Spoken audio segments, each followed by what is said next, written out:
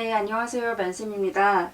저희 하반기 국민연금공단 자기소개서 특강 진행하도록 하겠습니다.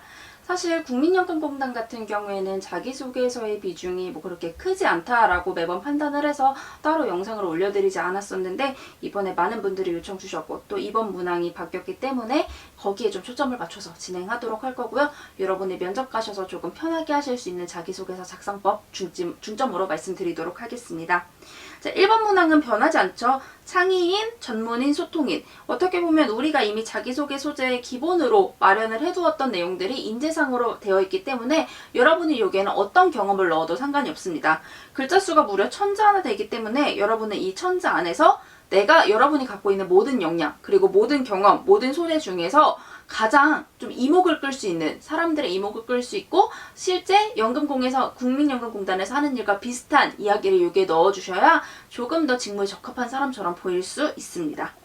여러분이 직무 중에 특정 업무를 택해 주시는 것도 하나의 방법이고요. 특정 경험으로 풀어내 주시는 것도 좋습니다. 여러분이 예를 들어서 국민연금공단과 비슷한 곳에서 인턴을 좀 했었어요. 그럼 이거를 중점으로, 여러분의 경험을 중점으로 풀어나가 주시는 것도 좋습니다. 그리고 지식을 여러분이 쌓았다라고 한다면 이걸 지식을 활용했던 경험 순으로 좀 단계적으로 내가 이렇게 단계별로 연금공단에 적합한 인재가 되려고 노력을 해왔다라고 작성을 해주셔도 좋습니다. 그러기 위해서는 이 각 창의인, 전문인, 소통인에 맞는 필요한 역량, 그리고 이게 왜 필요한지, 연금공단 이 직무에서 왜 필요한지 이유 정리 먼저 해주시고요. 이를 위한 나의 노력은 뭔지, 그리고 뭘 배웠는지, 어떻게 기여할지까지 쭉 1, 2, 3, 4 순대로 정리해서 한 2개, 3개 정도로 정리해 주시면 좋을 것 같습니다. 3개까지 하면 글자 수가 좀 짧아지기 때문에 한 2개 정도로 정리해 주시면 딱 될 것 같고요. 살펴볼게요. 어떠한 직무가 되기 위해서는 어떠한 역량, 경험이 중요하다고 생각합니다. 직무로서 어떤 업무 성과, 가치 달성을 이뤄내고자 어떤 경험을 통해 무엇을 배웠습니다. 단계적으로 성장하였습니다. 어떠한 직무가 되기 위해 혹은 어떠한 인재상이 되기 위해서는 이게 필요하다고 생각합니다. 라고 작성을 쭉 해주시면서 여기에 직무에 대한 이해와 인재상에 대한 이유를 여기 쭉 녹여주시면 돼요. 인재상, 이게 왜 필요한지 이유까지. 자, 그리고 경험 중심으로 작성을 하실 분은 어떠한 인턴을 통해 업무를 수행하며 뭘 배웠습니다 라고 하면서 하나의 경험에서 배우고 하는 활동을 중점으로 풀어나가 주시면 되고, 역량 중심으로 작성하실 분은 어떤 역량을 통해 A 교육을 이수하면서 배웠고 이를 B 경험에서 실천하면서 라고 하면서 여러분의 노력과 배운 점을 쭉 풀어주시면 되겠습니다. 이처럼 어떠한 역량, 시각, 자세 등을 다방면으로 갖추었습니다. 입사 후 무엇을 기반으로 어떠한 인재상으로서 어떻게 기여하는 사람이 되겠습니다. 라고 마무리 해주시고 이거 자체를 한 2개 정도로 작성을 해주시면 되겠습니다. 자, 내가 이 인재상이 되기 위해, 인재상은 이러한 이유로 중요한데, 왜냐하면 직무가 되기 위해서는 이 인재상이 중요하다고 생각해. 인재상이 갖춰야 하는 역량, 경험이 필요하다고 생각해. 그래서 나는 직무로서 어떻게 되고자 혹은 어떠한 인재상이 되고자 노력을 했어. 이 경험을 통해 무엇을 배웠어. 단계적으로 성장했어. 실제 이런 경험이 있다. 혹은 이렇게 단계적으로 배워왔다. 이렇게 나는 다방면으로 노력했어. 입사 후에도 이렇게 마무리해 주시면 되겠습니다. 이렇게 작성하신 선배도 계셨어요. 소재를 구체화시켜 주시는 거죠. 예를 들어서 첫 번째 소제목에는 직무에 대해서 좀 작성을 해주셨어요. 직무는 이런 인재상이 필요해. 그래서 난 이걸 위해 어떻게 노력했어. 그 다음 소제목에는 내가 이 행정직무 예를 들어 행정직무 중에서는 회계 직무가 되기 위해 내가 어떻게 노력을 해서 회계 업무를 하기 위해 어떻게 노력했어. 그러면은 회계 및 행정과 관련된 경험을 마지막 소제목으로, 이런 식으로 점점 1, 2, 3번의 소제목을 구체화해 나가면서 작성한 선배도 있었습니다. 저희 자기소개서 셀프 피드백 볼게요. 새 인재상 중 2개 이상에 포함이 되었는가, 그리고 그 안에 나의 경험과 역량이 녹아져 있는가 체크해 주시고요. 인재상이 이 직무에 왜 중요한지 첫 번째 문단에 기재해 주시면 되겠고요. 그리고 국민연금공단 직무가 수행하는 업무와 비슷한 역량의 경험이 포함되어 있는지, 그리고 가독성, 천자이기 때문에 가독성이 확보되었는지도 반드시 확인을 해주시면 되겠습니다. 1번은 사실 제가 이렇게 좀 거창하게 말씀드렸지만 여러분 그냥 갖고 계신 소재 국민연금공단 이름 바꾸고 그 인재상만 꽂아 넣어서 컨트롤-C 컨트롤-V 해도 무관한 질문 중 하나입니다. 하지만 2번 문항은 조금 다르죠. 타인의 신뢰를 얻어서 일의 성과를 이룬 경험을 묻고 있습니다. 신뢰를 얻은 과정과 성과를 이루기까지 어려웠던 점, 해결 방안, 성과를 작성하라고 하는데요. 글자 수가 1000자입니다. 뭐의 비중을 늘려야 되냐면 여러분이 신뢰를 얻기 위해 어떻게 노력했는지에 대한 비중을 늘려주셔야 합니다. 이 질문, 면접 질문 중에서도 신입이나 인턴으로서 성과를 낸 경험, 이거와 비슷한 답변으로 생각을 해주시면 되는데요.